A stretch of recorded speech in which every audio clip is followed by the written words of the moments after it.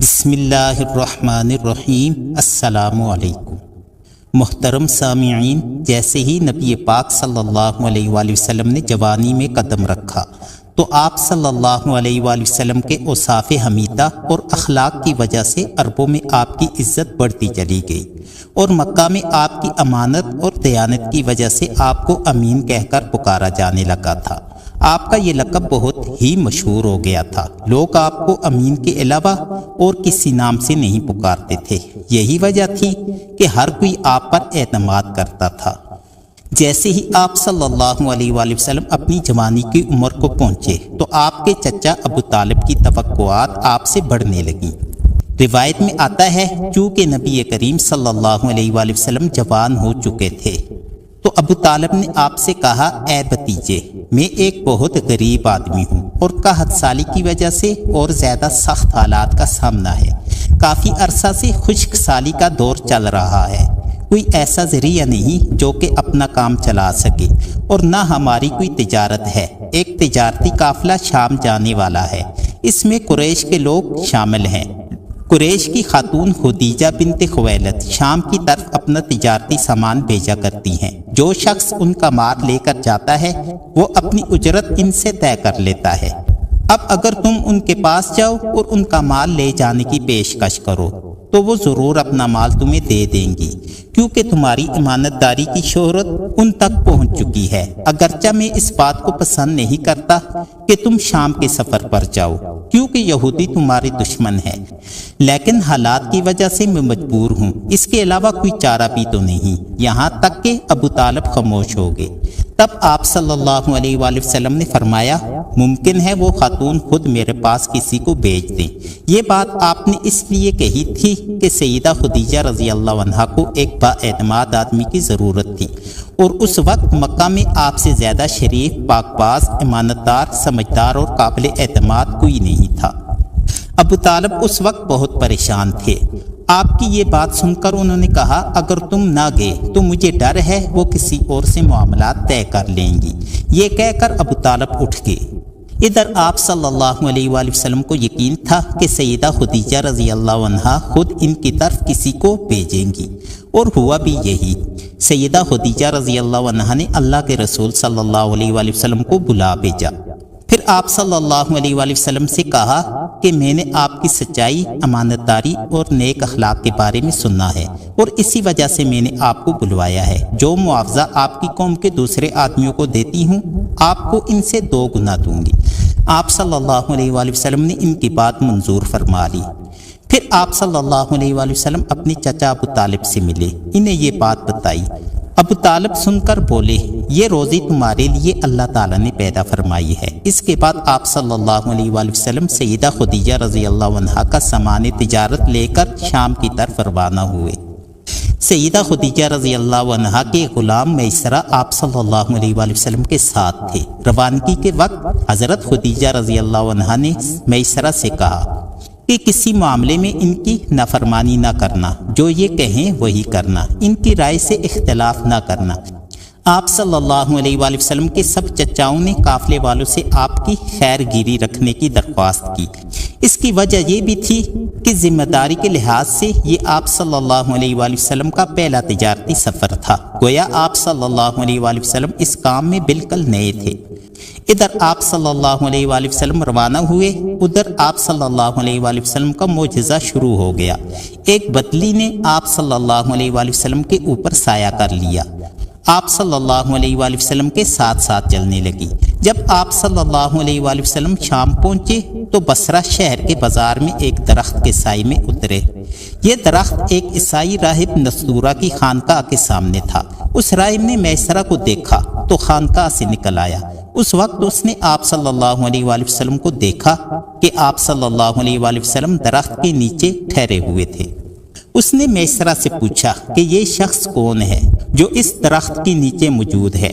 میسرہ نے کہا کہ یہ قریشی شخص ہے اور حرم والوں میں سے ہے۔ یہ سن کر راہب نے کہا کہ اس درخت کے نیچے نبی کے سوا کبھی کوئی آدمی نہیں بیٹھا۔ مطلب یہ تھا کہ اس درخت کے نیچے آج تک کوئی شخص نہیں بیٹھا۔ اللہ تعالیٰ نے اس درخت کو ہمیشہ اس سے بچایا ہے کہ اس کے نیچے نبی کے سوا کوئی دوسرا شخص بیٹھے۔ تو اس کے بعد اس نے میسرہ سے پوچھا کیا ان کی آنکھوں میں سرخی ہے؟ میسرہ نے جواب دیا ہاں بالکل ہے، اور یہ سرخی ان کی آنکھوں میں مستقل رہتی ہے۔ اب نستورہ نے کہا کہ یہ وہی ہے۔ میسرہ نے حیران ہو کر ان کی طرف دیکھا اور بولے کیا مطلب ہے یہ وہی ہے؟ کون وہی ہے؟ تو نستورہ نے کہا کہ یہ آخری پیغمبر ہیں، کاش میں وہ زمانہ پا سکتا جب انہیں ظہور کا حکم ملے گا، یعنی جب انہیں نبوت ملے گی۔ اس کے بعد وہ چپکے سے آپ صلی اللہ علیہ وآلہ وسلم کے پاس پہنچا۔ پہلے تو اس نے آپ صلی اللہ علیہ وآلہ وسلم کے سر کو بوسہ دیا، پھر آپ صلی اللہ علیہ وآلہ وسلم کے قدموں کو بوسہ دیا اور بولا میں آپ صلی اللہ علیہ وآلہ وسلم پر ایمان لاتا ہوں اور گواہی دیتا ہوں کہ آپ صلی اللہ علیہ وآلہ وسلم وہی ہیں جن کا ذکر اللہ تعالیٰ نے تورات میں فرمایا ہے۔ اس کے بعد نستورہ نے کہا اے محمد صلی اللہ علیہ وآلہ وسلم، میں نے آپ میں وہ تمام نشانیاں دیکھ لی ہیں جو پرانی کتابوں میں آپ کی نبوت کی علامتوں کے طور پر درج ہیں، صرف ایک نشانی باقی ہے، اس لیے آپ صلی اللہ علیہ وآلہ وسلم ذرا اپنے کندھے سے کپڑا ہٹائیں۔ آپ صلی اللہ علیہ وآلہ وسلم نے اپنے شانہ مبارک سے کپڑا ہٹایا، تب نستورہ نے وہاں مور نبوت کو جگمگاتے دیکھا۔ وہ فوراً مور نبوت کو چومنے کے لیے جھک گیا، پھر بولا میں گواہی دیتا ہوں کہ اللہ تعالیٰ کے سوا کوئی عبادت کے لائق نہیں، اور میں گواہی دیتا ہوں کہ آپ صلی اللہ علیہ وآلہ وسلم اللہ تعالیٰ کے پیغمبر ہیں۔ آپ صلی اللہ علیہ وآلہ وسلم کے بارے میں حضرت عیسیٰ ابن مریم علیہ السلام نے خوشخبری دی تھی اور انہوں نے کہا تھا کہ میرے بعد اس درخت کے نیچے کوئی نہیں بیٹھے گا سوائے اس پیغمبر کے جو امی یعنی ان پڑھ ہاشمی عربی اور مکی یعنی مکہ کے رہنے والے ہوں گے، قیامت میں حوض کوثر اور شفاعت والے ہوں گے۔ اور اس واقعہ کے بعد آپ صلی اللہ علیہ وآلہ وسلم بصرہ کے بازار میں تشریف لے گئے۔ وہاں آپ صلی اللہ علیہ وآلہ وسلم نے وہ مال فروخت کیا جو ساتھ لائے تھے اور کچھ چیزیں خریدی۔ اس خرید و فروخت کے دوران ایک شخص نے آپ صلی اللہ علیہ وآلہ وسلم سے کچھ جھگڑا کیا اور بولا کہ لات و عزا کی قسم کھاؤ۔ آپ صلی اللہ علیہ وآلہ وسلم نے فرمایا میں نے ان بتوں کے نام پر کبھی قسم نہیں کھائی۔ آپ صلی اللہ علیہ وآلہ وسلم کا یہ جملہ سن کر وہ شخص چونک اٹھا، شاید وہ گزشتہ آسمانی کتاب کا کوئی عالم تھا اور اس نے آپ کو پہچان لیا تھا، چنانچہ بولا آپ ٹھیک کہتے ہیں۔ اس کے بعد اس نے میسرہ سے علیحدگی میں ملاقات کی اور کہنے لگا کہ میسرہ یہ نبی ہیں، قسم ہے اس ذات کی جس کے ہاتھ میں میری جان ہے، یہ وہی ہے جن کا ذکر ہمارے راہب اپنی کتابوں میں بتاتے ہیں۔ میسرہ نے اس کی اس بات کو ذہن نشین کر لیا۔ راستے میں ایک اور واقعہ پیش آیا۔ سیدہ خدیجہ رضی اللہ عنہ کے 2 اونٹ بہت زیادہ تھک گئے تھے اور چلنے کے قابل نہ رہے، ان کی وجہ سے میسرہ قافلے کے پیچھے رہ گیا۔ نبی کریم صلی اللہ علیہ وآلہ وسلم قافلے کے اگلے حصے میں تھے۔ میسرہ ان اونٹوں کی وجہ سے پریشان ہوا تو دوڑتا ہوا اگلے حصے کی طرف آیا اور اپنی پریشانی کے بارے میں آپ صلی اللہ علیہ وآلہ وسلم کو بتایا۔ آپ صلی اللہ علیہ وآلہ وسلم اس کے ساتھ ان 2 اونٹوں کے پاس تشریف لائے، ان کی کمر اور پچھلے حصے پر ہاتھ پھیرا، کچھ پڑھ کر دم کیا۔ آپ کا ایسا کرنا تھا کہ اونٹ اسی وقت ٹھیک ہو گئے اور اس قدر تیز چلے کہ قافلے کے اگلے حصے میں پہنچ گئے۔ اب منہ سے آوازیں نکال رہے تھے اور چلنے میں جوش و خروش کا اظہار کر رہے تھے۔ پھر قافلے والوں نے اپنا سامان فروخت کیا۔ اس بار انہیں اتنا نفع ہوا کہ پہلے کبھی نہیں ہوا تھا، چنانچہ میسرہ نے آپ صلی اللہ علیہ وآلہ وسلم سے کہا کہ اے محمد صلی اللہ علیہ وآلہ وسلم، ہم سالہ سال سے سیدہ خدیجہ رضی اللہ عنہ کے لیے تجارت کر رہے ہیں، مگر اتنا زبردست نفع ہمیں کبھی نہیں ہوا جتنا اس بار ہوا ہے۔ آخر قافلہ واپس مکہ کی طرف روانہ ہوا۔ میسرہ نے اس دوران صاف طور پر یہ بات دیکھی کہ جب گرمی کا وقت ہوتا تھا اور نبی کریم صلی اللہ علیہ وآلہ وسلم اپنے اونٹ پر ہوتے تھے تو 2 فرشتے دھوپ سے بچانے کے لیے آپ صلی اللہ علیہ وآلہ وسلم پر سایہ کیے رہتے تھے۔ ان تمام باتوں کی وجہ سے میسرہ کے دل میں آپ صلی اللہ علیہ وآلہ وسلم کی محبت گھر کر گئی اور یوں لگنے لگا جیسے وہ آپ صلی اللہ علیہ وآلہ وسلم کا غلام ہو۔ کہتے ہیں کہ آپ صلی اللہ علیہ وآلہ وسلم دوپہر کے وقت مکہ میں داخل ہوئے۔ آپ صلی اللہ علیہ وآلہ وسلم باقی قافلے سے پہلے پہنچ گئے تھے۔ اب سیدھے حضرت خدیجہ رضی اللہ عنہ کے گھر پہنچے۔ اس وقت حضرت خدیجہ رضی اللہ عنہ چند عورتوں کے ساتھ بیٹھی تھیں۔ انہوں نے دور سے آپ صلی اللہ علیہ وآلہ وسلم کو دیکھ لیا۔ آپ اونٹ پر سوار تھے اور 2 فرشتے آپ پر سایہ کیے ہوئے تھے۔ حضرت خدیجہ رضی اللہ عنہا نے یہ منظر دوسری عورتوں کو بھی دکھایا، وہ سب بہت حیران ہوئیں۔ اب آپ صلی اللہ علیہ وآلہ وسلم نے حضرت خدیجہ رضی اللہ عنہا کے حالات سنائے، منافع کے بارے میں بتایا۔ اس مرتبہ پہلے کی نسبت دگنا نفع ہوا تھا۔ حضرت خدیجہ رضی اللہ عنہا بہت خوش ہوئیں۔ انہوں نے پوچھا کہ میسرہ کہاں ہے؟ آپ صلی اللہ علیہ وآلہ وسلم نے بتایا وہ ابھی پیچھے ہے۔ یہ سن کر سیدہ نے کہا کہ آپ فوراً اس کے پاس جائیے اور اسے جلد از جلد میرے پاس لائیے۔ اب واپس روانہ ہوئے۔ حضرت خدیجہ رضی اللہ عنہا نے دراصل آپ صلی اللہ علیہ وآلہ وسلم کو اس لیے بھیجا تھا کہ وہ پھر سے وہی منظر دیکھنا چاہتی تھیں، جاننا چاہتی تھیں کہ کیا اب بھی وہی فرشتے آپ پر سایہ کرتے ہیں یا نہیں۔ جو ہی آپ صلی اللہ علیہ وآلہ وسلم روانہ ہوئے تو حضرت خدیجہ رضی اللہ عنہا اپنے مکان کے اوپر چڑھ گئیں اور وہاں سے آپ صلی اللہ علیہ وآلہ وسلم کو دیکھنے لگیں۔ آپ صلی اللہ علیہ وآلہ وسلم کی شان اب بھی وہی نظر آئی۔ اب انہیں یقین ہو گیا کہ ان کی آنکھوں نے دھوکہ نہیں کھایا تھا۔ کچھ دیر بعد آپ صلی اللہ علیہ وآلہ وسلم میسرہ کے ساتھ ان کے پاس پہنچے۔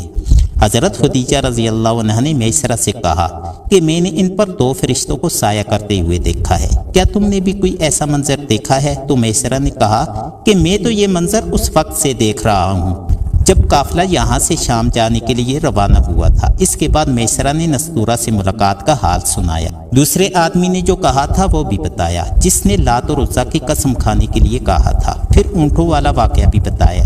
یہ تمام باتیں سننے کے بعد سیدہ خدیجہ رضی اللہ عنہا نے آپ صلی اللہ علیہ وآلہ وسلم کو طے شدہ اجرت سے بھی 2 گنا زیادہ دی، جبکہ طے شدہ اجرت بھی دوسرے لوگوں کی نسبت دگنا تھی۔ ان تمام باتوں سے سیدہ خدیجہ رضی اللہ عنہا بہت حیران ہوئیں۔ اب وہ اپنے چچا زاد بھائی ورقہ بن نوفل سے ملی۔ یہ پچھلی کتابوں کے عالم تھے۔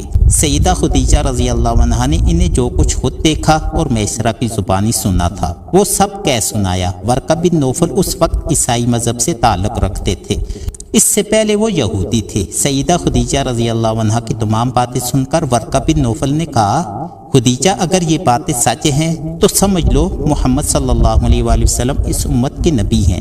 میں یہ بات جان چکا ہوں کہ وہ اس امت کے ہونے والے نبی ہیں۔ دنیا کو انہی کا انتظار تھا، یہی ان کا زمانہ ہے۔ سامعین کرام، یہاں یہ بات بھی واضح ہو جائے کہ نبی کریم صلی اللہ علیہ وآلہ وسلم نے سیدہ خدیجہ رضی اللہ عنہا کے لیے تجارتی سفر صرف ایک ہی بار نہیں کیا، چند سفر اور بھی کیے۔ یاد رہے کہ سیدہ خدیجہ رضی اللہ عنہا ایک شریف اور پاک باز خاتون تھی، نسب کے اعتبار سے بھی قریش میں سب سے اعلیٰ تھی۔ انہیں قریش کی سیدہ کہا جاتا تھا۔ قوم کے اعتبار سے لوگ ان سے نکاح کے خواہشمند تھے۔ کئی نوجوانوں کے پیغام ان تک پہنچ چکے تھے، لیکن انہوں نے کسی کے پیغام کو قبول نہیں کیا تھا۔ نبی اکرم صلی اللہ علیہ وآلہ وسلم تجارت کے سفر سے واپس آئے تو آپ صلی اللہ علیہ وآلہ وسلم کی خصوصیات دیکھ کر اور آپ صلی اللہ علیہ وآلہ وسلم کی باتیں سن کر وہ آپ صلی اللہ علیہ وآلہ وسلم سے بہت متاثر ہوئیں۔ لہٰذا انہوں نے ایک خاتون نفیسہ بنت منیہ کو آپ صلی اللہ علیہ وآلہ وسلم کی خدمت میں بھیجا۔ انہوں نے آ کر آپ صلی اللہ علیہ وآلہ وسلم سے کہا کہ اگر کوئی دولت مند اور پاک باز خاتون خود آپ کو نکاح کی پیشکش کرے تو کیا آپ مان لیں گے؟